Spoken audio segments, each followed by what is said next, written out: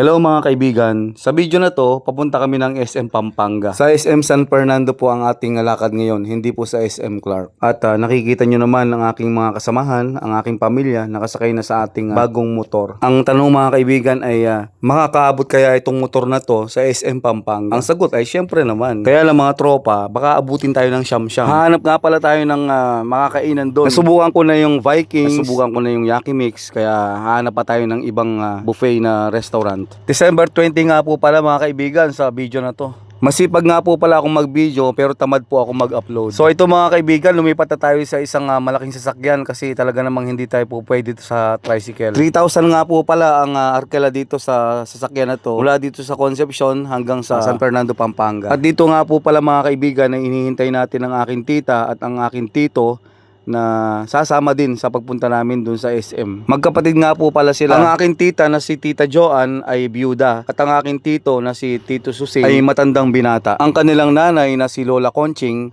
ay namatay po sa edad na 90 noong 2024. January po yon.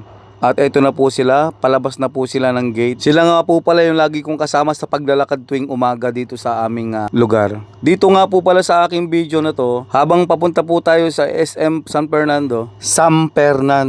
Ganon kasi yung mga Kapampangan, imbes na San Fernando, San Fernando. At ito po yung aking tito, ang ganda po ng buhok niya. Kulot pero upaw, manipis ang tuktok.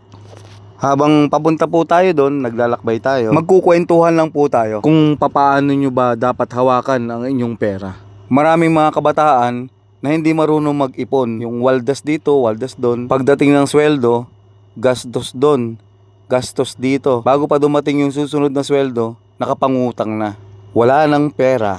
So hindi pa dumarating yung sweldo, hindi pa niya nahawakan. Nakalaan na yun para pambayad ng kanyang mga inutang. Bakit siya nagkautang? Iba-iba yung dahilan. Merong mabisyo, merong pasikat, merong kung ano yung trending, kung ano yung uso, gusto niya laging meron siya. Tapos merong sugarol. Talagang kapag ikaw nagsugal, hindi ka mananalo dyan eh. Manalo ka man, kwentahin mo yung mga natalo mo, kulang pa dun sa pinanalunan mo. Ewan ko lang, hindi ko naman kasi alam ang kalakalan dyan sa sugal. Hindi naman yan yung focus ng aking video ngayon. Sabi ko nga, ang video na to ay magsasuggest lang ako kung paano ba yung dapat na paghawak ng inyong pera. Ito po ay hindi po applicable sa lahat. Depende po yan sa laki ng pamilya. At saka depende po yan kung ilang kayong nagtatrabaho sa buong pamilya nyo. So para sa akin po, ito na po yung aking pananaw kung paano hawakan dapat ang pera. Para sa akin po, mga kaibigan, kailangan po natin ng investment.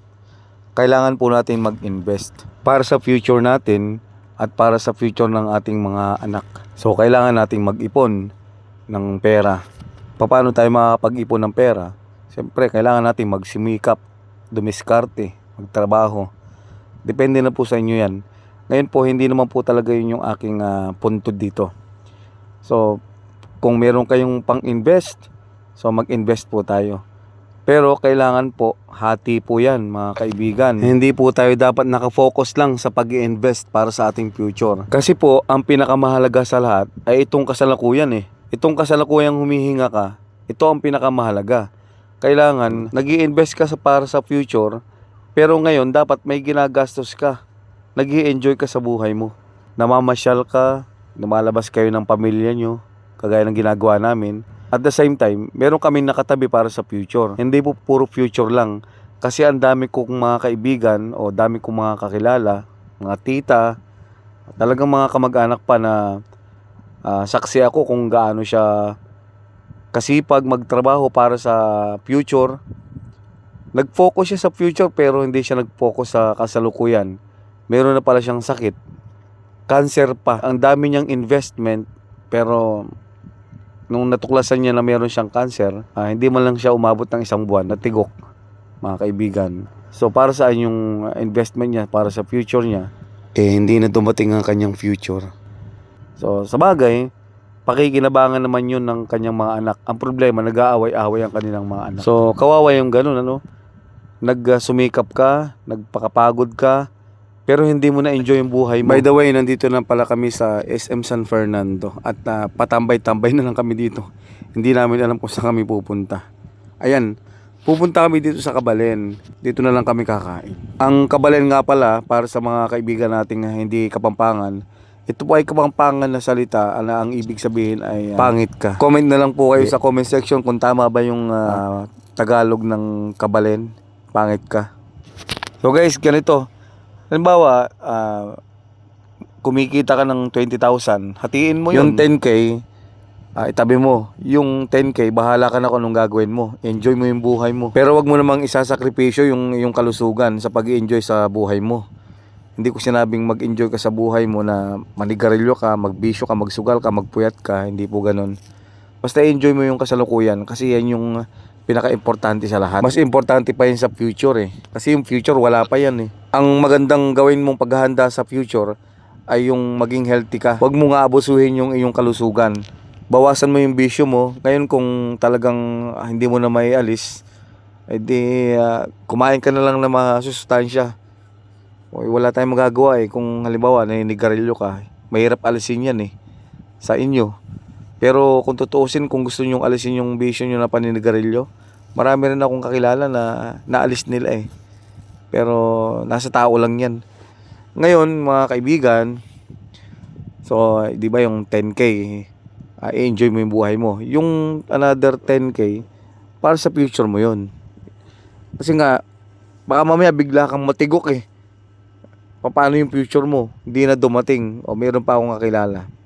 Tita ko naman to sa asawa nung may-ari ng punerarya dito sa Concepcion, Tarlac. Ganun din, sobrang sipag din.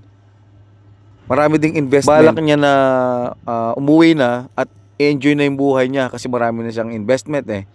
Kasi hindi na siya nakakapag-enjoy sa buhay dahil nga puro trabaho siya. Ngayon isang araw parang medyo napapagod siya. Nagpa-check up siya. Nalaman na may cancer din siya. Puro cancer na lang yung natutuklasan nila kaya nakakatakot talaga yung cancer. Ngayon, isang buwan lang nung matuklasan na may cancer siya, na-confine siya.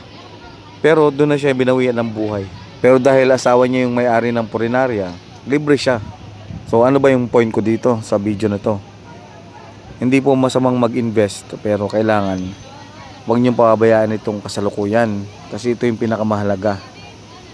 Tapos kung mag-i-invest kayo, huwag niyong kalilimutan na mag-invest din para sa sarili niyong kalusugan. Kasi yung kalusugan niyo, yan ang magdadala sa inyo sa tagumpay. So ito mga kaibigan, tapos na kaming kumain dito at ang aking kinain ay salad. Halos salad lang naman eh. Pero tumitikim-tikim din naman ako ng mga iba't ibang putahe nila, lalo na yung manok at saka yung kanilang isda. Ito yung mga putahe nila dito. Putahe talaga, no? Ayan, yun. Hindi ko alam yung pangalan ng iba eh. May kuhol, merong tokwa, kumuha din ako niyan. Merong salmon. Hindi ako masyadong kumuha nung Ayan, hindi ko kinuha to. Masarap yun pero syempre iniingatan ko yung aking creatinine. Yung bato. Kasi yung aking bato ay medyo humina nung pandemic. Kaya medyo tumaas yung creatinine natin. Kaya kahit na kumakain tayo sa mga mamahaling restaurant o sa mga buffet, ay umiiwas pa rin tayo dun sa mga baboy. Pero minsan tumitikim-tikim tayo kasi syempre kailangan din naman natin yan eh. Pero dapat in moderation lang. Yung kapatid ko yan eh, si Jay. Ito si Tito Susing. Ayan, yung nakaputi si Tito Susing. Yan yung matandang binata. Ayan, tapos ng ano ba yun? Dalawa daw. Yung kapatid ko na yan, nagtatrabaho yan sa Australia. So guys, dito. Itong bata na to, ang pangalan niya si Prince Joel Canlas. Yung tatay niya mga kaibigan, kasalukuyang nagdadialysis 3 times a week. So dati kasi may na yun eh, may diabetes na yun. At saka mayroon siyang hypertension. Nagme-maintain naman siya. Ang problema, puyat siya lagi dahil sa nature ng trabaho niya. At saka medyo may katigasan din ng ulo na mahilig kumain ng karne, mahilig kumain ng matatamis. Kasi ang katwiran ay meron namang maintenance. Tapos yun nga, puyat, umiinom pa ng alak, laging umiinom.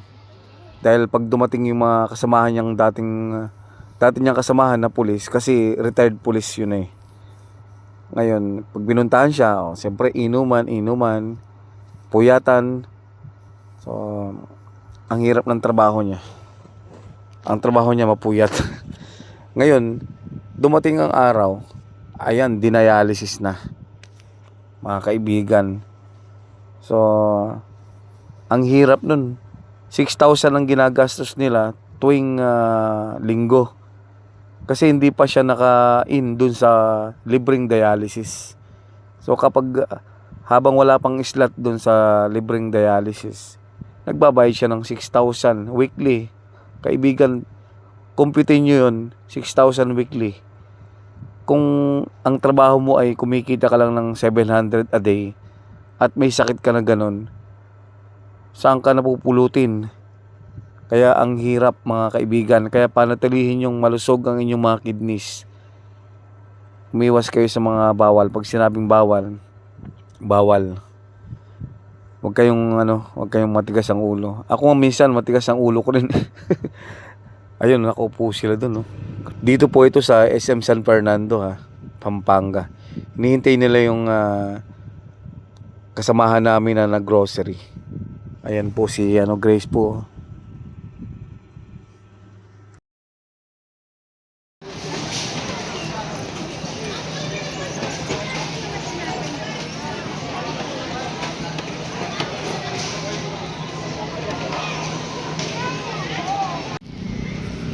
O guys, andito na kami sa labas ng SM San Fernando, Pampanga. Inaantay namin yung aming service na sasakyan. Hanggang dito na lang aking vlog, mga kaibigan, Sana may natutunan kayo kung meron man.